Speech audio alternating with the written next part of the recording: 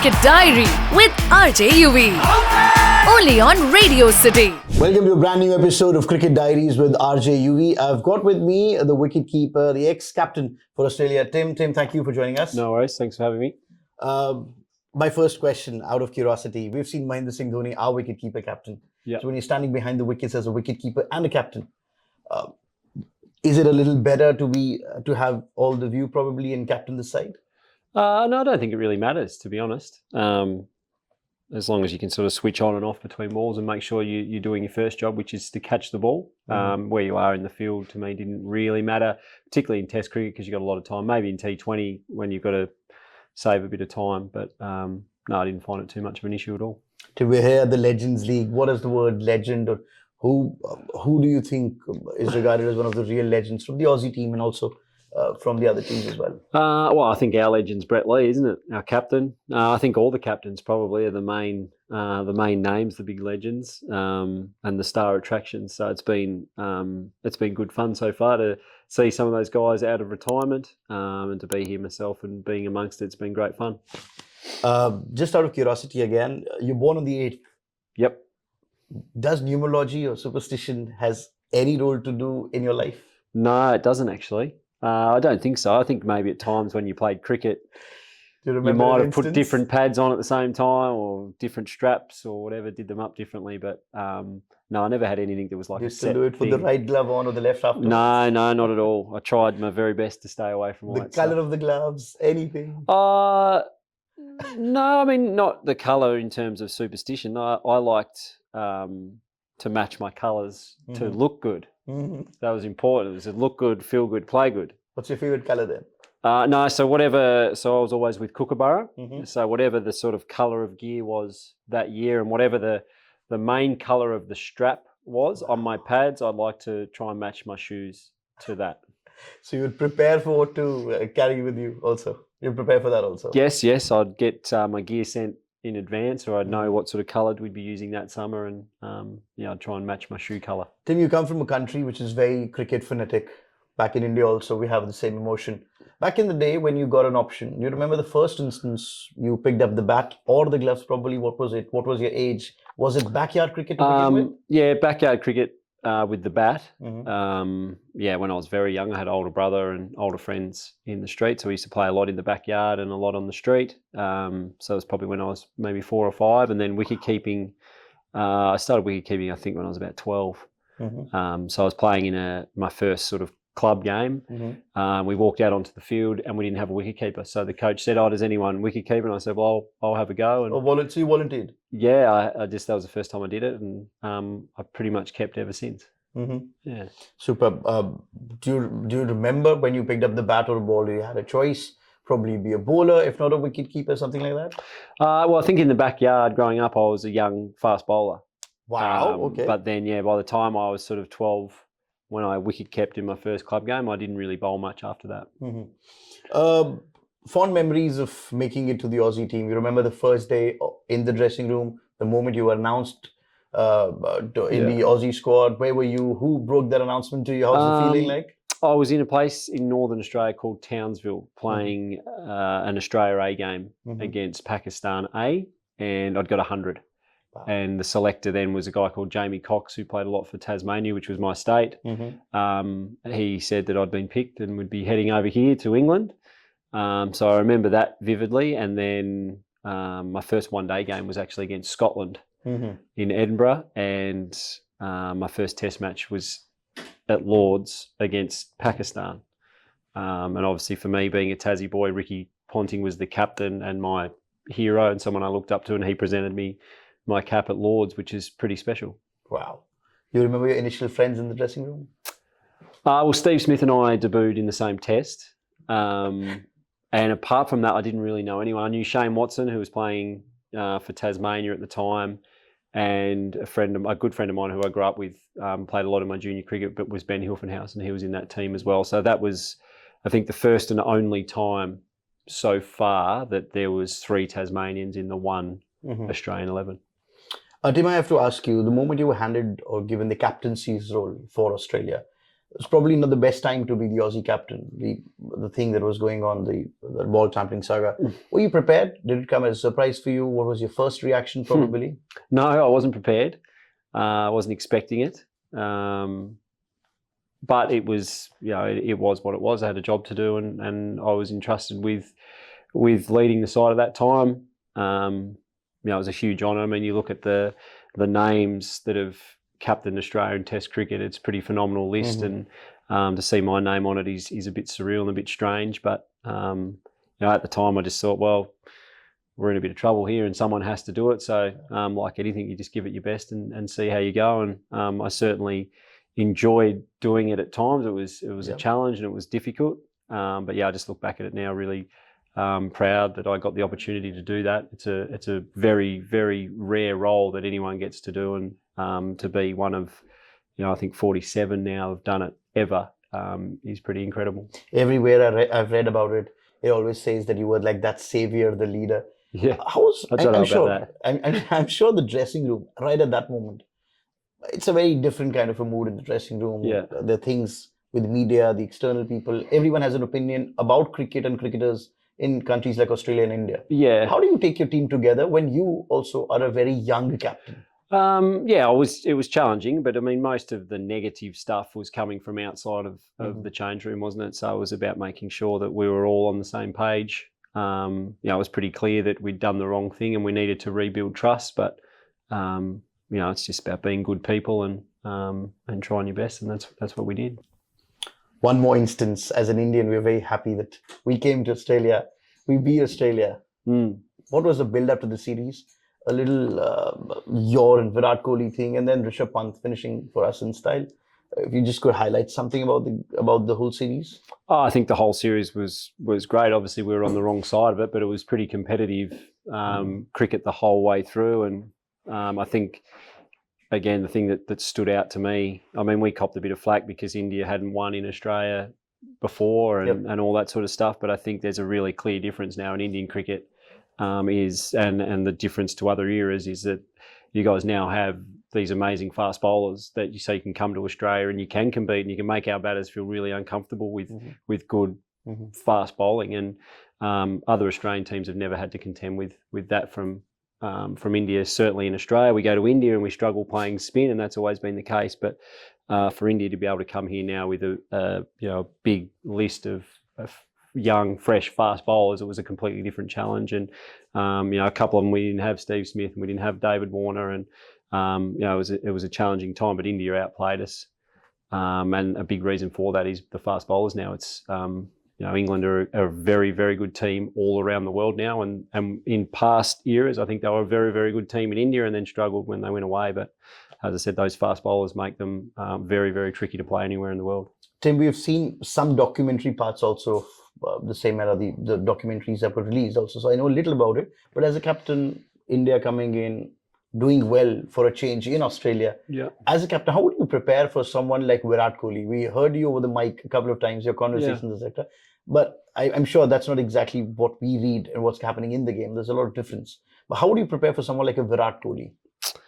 Well, he's hard to prepare for. I think he scores runs everywhere in the world against all types of bowling, isn't he? So you've got to have plans in place, but at the same time, Virat would have plans in place for how he's going to counter the plans that we have for him. And I think that's what makes Virat and Steve Smith, some of the best players we've ever seen, is their ability to adapt to whatever you throw at them, whether it was Mitchell Starc or it's Pat Cummins or it's Josh Hazlewood. They all had great plans on how we get him out, and you've got all the data and all the video footage in the world now. But Steve and Virat in particular, you can start with a plan, and within 5 or 6 balls they've adapted, and they're then counter adapting to you. So it's a real game of cat and mouse. And Steve and Virat have been the best that I've seen at being able to adapt on the fly and change, even end to end, facing different bowlers, and that's why they're. So you have a plan B and C in place for them? Yeah, I think you try to, but I mean, it's a game of cricket at the end of the day. There's not too much more you can do than try and bowl good balls and keep them under pressure. And as I said, Virat and Steve in my era have been the two best at turning that pressure, and they put it back on the bowler, and that's why they are who they are. Please correct me if I'm wrong here, but I've never seen you have more than a little verbal conversation with any of the opponents. But you and Virat had a lot of these, and these emotions are highlighted by the media as well. Yeah. Would you want to take us across anything like that? No, there wasn't too much in it. It was just two competitive people trying to win, wasn't it? And Australia and India, and particularly that Test match in Perth, that was a wicket. Like it was fast, and both bowling attacks were quick, and there was there's a bit of emotion, and that can spill over at times, but it wasn't anything too Something serious. you revive for us, a conversation? Oh, I can't even remember it, to be honest. It's all a bit of a blur, and I just know there wasn't any sort of nastiness, is there? There was a bit of back and forth, but I think it's great entertainment. And for me to even to be on the same field when I was growing up as a kid, if you told me that I'd be on a cricket field having an argument with the best player possibly ever, I'd be pretty happy with that. So you regard him as the best possible player ever? I think he's right up there, yeah, certainly. There's one statement in the Indian media which was highlighted, your statement, which said that Virat is any other player for me. That was when I was playing against him. Yeah, I didn't want to put him on a pedestal when I was playing against him, but I think if you look now, I don't have to play against him, and I don't want him to have a sort of mental edge over our players. But now when I'm not playing against him, I think the player that he's been over all three formats, I don't think you can argue he's probably the best we've ever seen. So was it like off the field, you'll ask him, let's grab a beer together, let's time spend. Does that happen?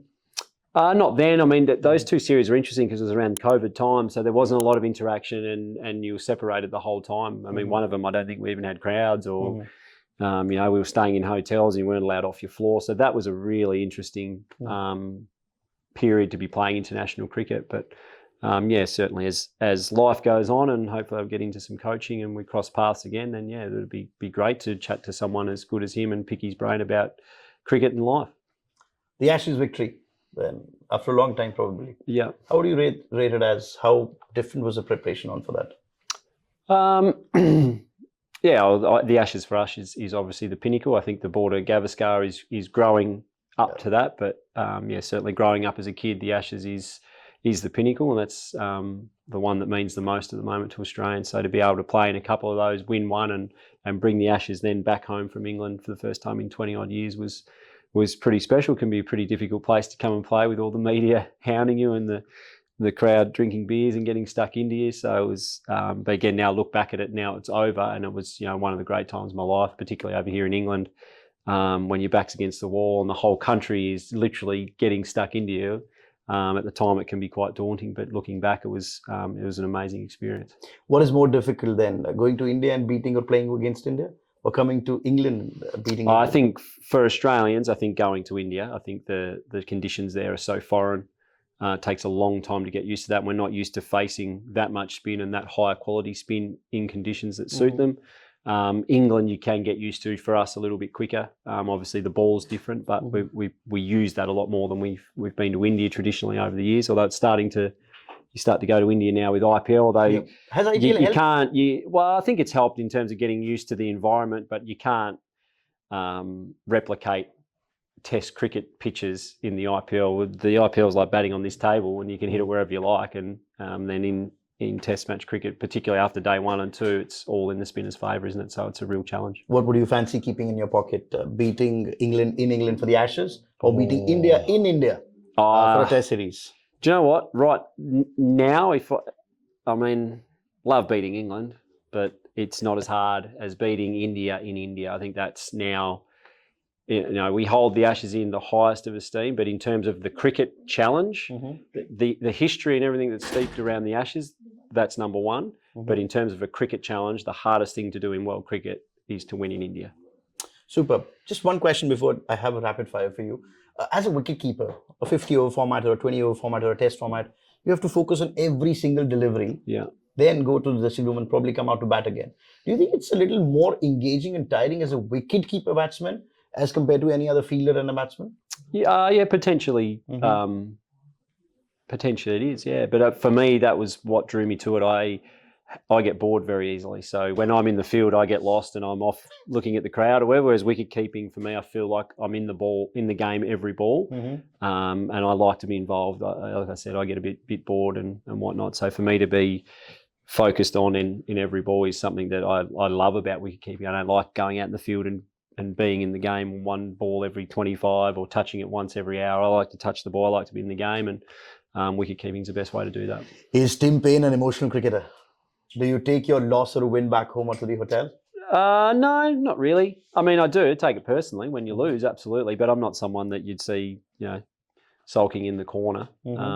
It certainly hurts because I'm a competitor and I want to win. But at the end of the game, end of the day, I can sort of leave it behind and move on. And even now, some big losses like in the Edgbaston Test match, the Gabba, even Sydney not quite getting the win, getting the wickets, they still burn me a little bit now, but at the same time, they were great Test matches to be a part of. Out of curiosity, the media keeps putting up these questions again. The India tours. How do you react? Do you really feel like shut up? Don't ask me this again. No, honestly, it doesn't bother me. And like I said to people before, it was they were great series. They were really competitive series. They were hard Test cricket, which is what you want to be involved in. You want to be in series like that people remember. And I think people will always remember, the time that Rishabh Pant came out and played the way he played was, at the time, very, very difficult to watch.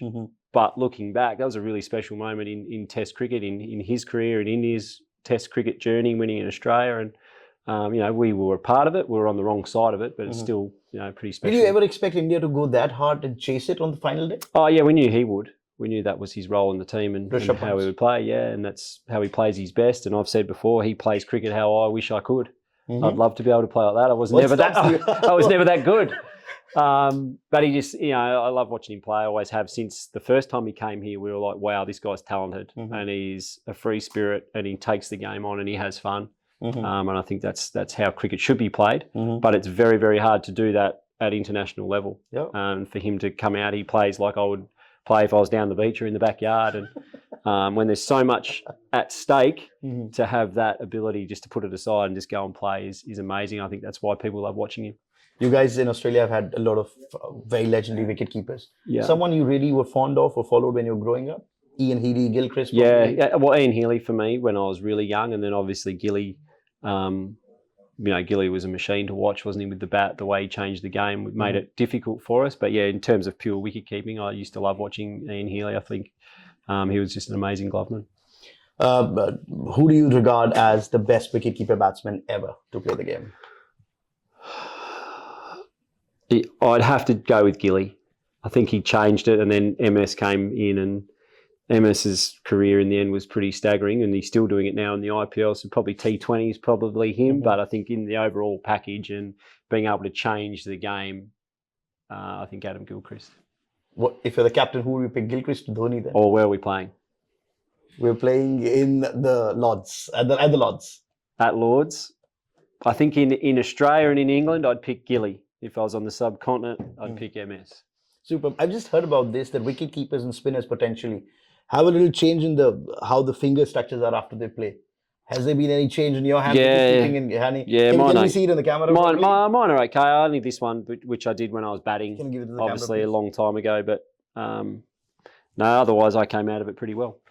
How's it then getting the ball from someone like a Mitch Stark or something like that, 150k coming in and direct to your hand? No, it's good. You get the gear now, especially if you have Kookaburra. Kookaburra wicket-keeping gears is the best. But yeah, no, it doesn't hurt at all. It's exciting when the ball's coming that fast. I'd rather be catching it than trying to hit it. And plus, I get an extra 20 metres. So I used to love. I was very lucky when I played Test cricket. I had Mitchell Stark, Pat Cummins, Josh Hazlewood, and Nathan Lyon, 4 all-time great bowlers. So I had the best seat in the house. A quick rapid fire then. Who do you think in your team or across the world, let's say, is a social media addict? In this? Any team. David Warner. Okay. Who eats like it's the last day on the planet?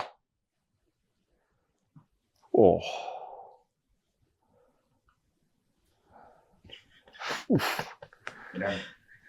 Who else? Who have the other boys said? I don't know who's good on the who's good on the Arun Finch regarded you as someone who would never eat. Me? So, someone who's never eat. Who doesn't eat? No, but I'm asking you who would eat as it is the last day on planet. Who eats a lot? Yeah. Sean Marsh puts a fair bit of food away. Actually, no, Marnus. Marnus eats an extraordinary amount of food for someone who's pretty skinny. Yeah. Okay. Who would you tag the introvert? Introvert? Sean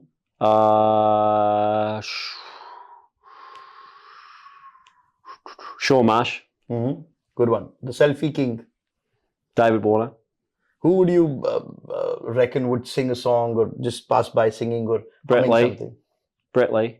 Okay. Who can I put you in a dance-off with?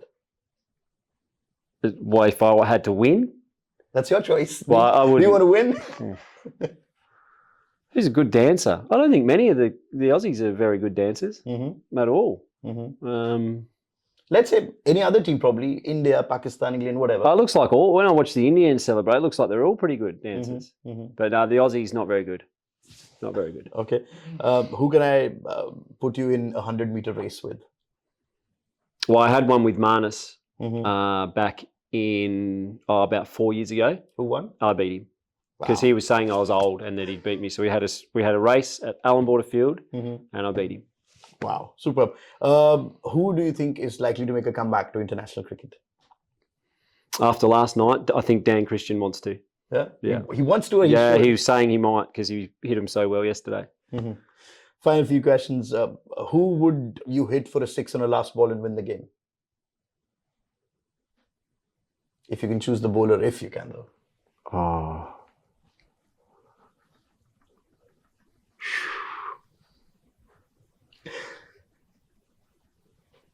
Ashwin. Okay. Ashwin, you're listening. All right. The last to enter the team bus. Always. Used to be Shane Watson. Like, if you left at 10 o'clock, he would get on the bus at 9:59. Someone told me Marcus Stoinis. Is he? Doesn't surprise me. They're both very similar. Okay. The best haircut. A bit boring now, aren't they?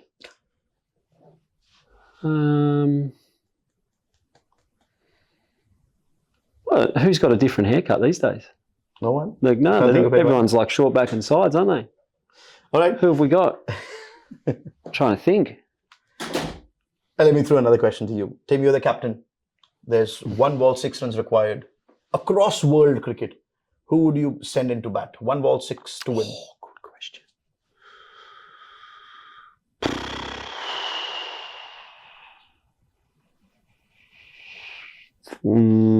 This is the captain thinking.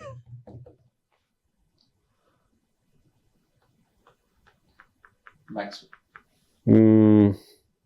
Should I give you options? Yes, give me options. AB de Villiers, Maybe. Mahendra Singh Dhoni, Yes, maybe. Maxwell. Maybe. You pick one out of the 3 then. I'd go out of those 3. Let me do this in the commentary. 1 ball to go, 6 to win. Tim Paine, the skipper. What decision will he make? Who would he send in? Would it be Mahendra Singh Dhoni? Would it be AB de Villiers, the 360-degree man, or Glenn Maxwell? Go for it. I actually think it would be AB. At all of them in their prime, I'd probably go for AB. Why has every Aussie picked up AB de Villiers? Every time I've asked this question. Well, I think because he can, like you said, he can hit at 360. And there's no You don't real, trust Mahendra Singh Dhoni. He's done there's it no quite real often. weakness if it was a spinner, if it was a quick. Yeah, I think I'd probably go him. And if there is 1 run of 1 ball and you have to defend it, who will you throw a ball to? Bumrah. Above Mitch Stark? Yep. Above anybody ever. Wow. Bumrah is impressive. Thank you so much, Tim. No worries. Thank you so much. Thanks for having me. Cricket Diary with RJ Yuvi. Only on Radio City.